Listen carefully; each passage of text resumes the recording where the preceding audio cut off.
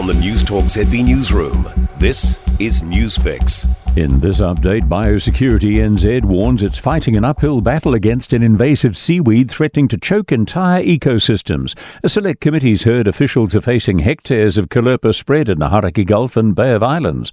Biosecurity NZ's Deputy Director Stuart Anderson says a mechanical suction dredge undergoing trials could possibly clear the weed, but the question is how it arrived here. It got here probably on a boat with an anchor. So how many boats are going into the Hauraki Gulf? Drop your anchor, you leave it, and it grows again. It's like weeds blowing over from the neighbour's garden after you've cleaned up. Researchers say new regulations for rental properties could help reduce the number of falls in the home. 390,000 injuries were reported to ACC in 2022 relating to slips, trips and falls in New Zealand homes. Dr. Sarah Bier from Otago University says landlords should be able to install handrails and anti-slip flooring. We need clear regulations around how to make rental housing safe for the people who are living in them, and that these also need to be well enforced.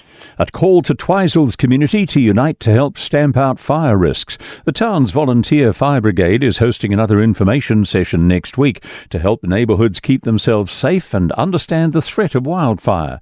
Community risk manager Craig Chambers says they focus on what the public should do in the first instance of a blaze, critical to shaping the response.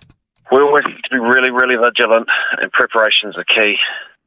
A celebration of music, arts and dance in New Plymouth this weekend. The WOMAD Festival's underway in Taranaki with a big-name lineup of artists, including the son of Bob Marley, Ziggy Marley.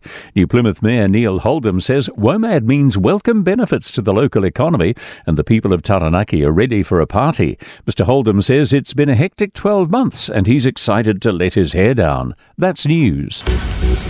In sport, Sydney FC coach Ufuk Talay has mused on what tactics the Phoenix men might use in his first game back on New Zealand soil since leaving the Wellington A-League Football Club. This afternoon's game in Auckland's a contrast in styles, with Sydney favouring a high press and the Phoenix largely implementing a sit-back and counter approach. Ahead of the match-up with good mate and new Wellington coach Giancarlo Cifi Italiano, Talay says he's preparing for all possibilities. For us, it's going to be a tough game.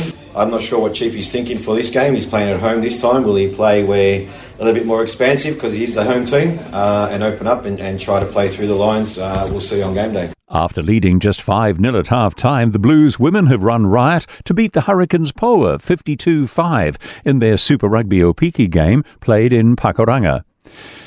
And New Zealand Rugby League captain James Fisher-Harris will have scans after injuring his shoulder in Penrith's NRL win over Parramatta. That's sport. I'm Joe Gilfillan. For more news, listen to Newstalk ZB live on iHeartRadio.